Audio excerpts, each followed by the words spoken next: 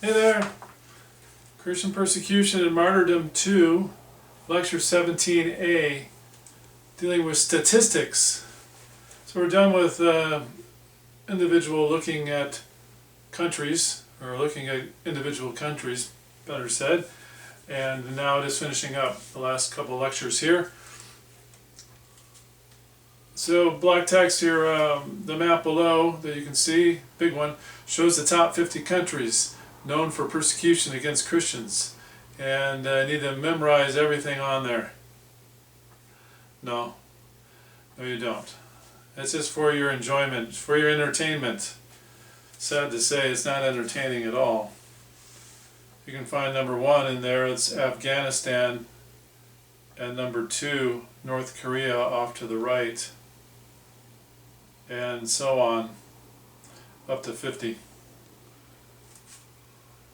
And Mexico is snuck in there along with Cuba, I believe. I just had to, it was way off to the side, so I had to place it in there. Okay, in just the last year, there have been, red text, over 360 million Christians living in places where they experience high levels of persecution and discrimination. About 6,000 Christians have been killed for their faith. I assume in the last year is what they're talking about. And if it's years ahead, you don't have to know the years unless I specifically emphasize that. It will just be know that it was hopefully recent. If it's distant, then you just know back in history at this time it was this way. And maybe it's better in your time period, maybe it's worse. I'm guessing it'll be worse.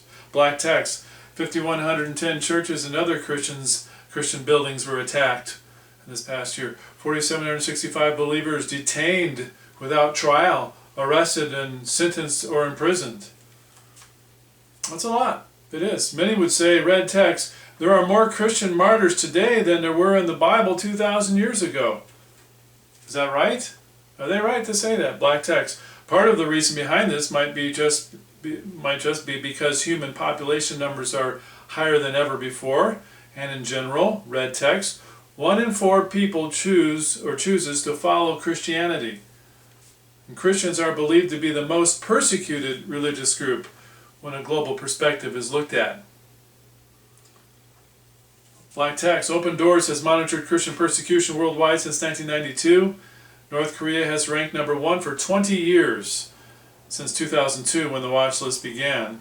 Of course, we've learned recently that North Korea has now gone to second, not because it got better there, it's because it got worse in Afghanistan. They moved up to number 1 this past, 2022's statement. I think we go into that here in a bit, I believe. Every day, 13 Christians worldwide are killed because of their faith. Every day, 12 churches or Christian buildings are attacked. And every day, 12 Christians are unjustly arrested or imprisoned, and another 5 are abducted. You might think the list is all about oppression, but the list is really about resilience, stated David Curry. The numbers of God's people who are suffering should mean the church is dying, that Christians are keeping quiet, losing their faith, and turning away from one another, he stated, but that's not what's happening. Instead, the church is growing. In over 80% of countries that measure martyrdom, other religious extremists are causing, red text, the persecution. Black text, this means that once again, red text, it isn't country versus country causing the problem, it is religion versus religion. Black text, where are Christians most persecuted today? Well, you can kind of see from that map, right? This year, 2021, the top 10 worst persecutors are relatively unchanged. Red text. After North Korea is, so this is the last year's, but is Afghanistan, followed by Somalia, Libya, and Pakistan. So know those top 5, and I'm not going to get you on North Korea versus Afghanistan, because in one list, this red text, it's North Korea first, and another list I believe was Afghanistan first. It's okay. But those are in the top 5. Just know what it says there in red text. Black text, and then comes Eritrea, Yemen, Iran, Nigeria, and India. So know those top 5 countries in order I wrote. Note, Open Doors list of 2022 has Afghanistan as number 1 and North Korea falling to number 2. I guess that's not in red text, so don't have to memorize that for a test. Red text. Nigeria entered... Attempting to send your data. Oh, it's late on doing that. Sorry about that interruption. Nigeria entered the top 10 for the first time. Black text. After maxing out Open Doors' metric for violence, the nation with Africa's largest Christian population, Nigeria, ranks number 9 overall, but is second behind only Pakistan in terms of violence, and ranks number 1 in the number of Christians killed for reasons related to their faith. Red text. Where Christians were martyred most. Black text. 1. Nigeria, 3,530. I wrote red text. Nigeria had almost 10 times as many martyrs as the next highest country. Black text. Democratic Republic of Congo, DRC, is 460 martyrs. 3. Pakistan, 307. Then Mozambique with about 100. And Cameroon with 53. Red text. Where churches were attacked or closed most. Number 1, China. Black text. 3,088. The year prior there were 5,576, so even more in 2020. Number 2 in the list was Nigeria with 270, and then Angola with about 100. Red text. Of Open Doors watch list top 50 countries, 34 have Islam as a main religion. Countries with Christian majorities rank relatively low in the top 50. Okay, you get the, does it hit your brain on that? Because Christianity in general, especially evangelical Christianity, doesn't go around killing people, doesn't attack other religions, physically attack them. And Islamists do, typically.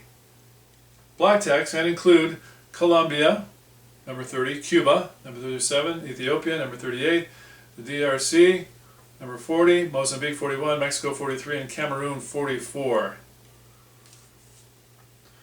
Black text. Still, is martyrdom today worse than it was in history? In the 30 years previous to 1570, more than 1 million Protestant Christians were put to death in Europe because of their desire to break away from the Catholic Church. Wow. Red text. It is believed that more than 50 million people were killed by the Roman Catholic Inquisition that began in the 7th century, and we've studied that in Baptist history, well, church history, in the bachelor program. Red text. It is estimated that more Christians have been martyred in the last 50 years than in the first 300 years of Christianity's existence. Okay, so there's some comparison. Black text. There is a lot of paranoia when it comes to persecution and martyrdom in the Christian faith. Whether that feeling is justified or not is ultimately up to each individual, but martyrdom itself is about being a witness for faith. That's where the term martyr actually originates, from the word witness. The Bible predicts a rise in martyrdom in these last times. John 16:2 states that there's going to come an hour when men will kill Christians because they think they're offering a service to God. Matthew 24 says that all nations will hate Christianity. Luke 21 says that the persecution of a believer is what will lead others to be able to testify their own faith to the world, be an encouragement to them. Finally, red text, the Bible itself explicitly states that an increase in martyrdom must happen before the return of Jesus. So it doesn't get better as the millennial utopian type believers, so-called believers, so that's what they believe in, say. No, it's not going to be utopia until Jesus is reigning. It's not before he comes. So that was in the 17a. I'll take a short break. Maybe you take a short break. See you right back.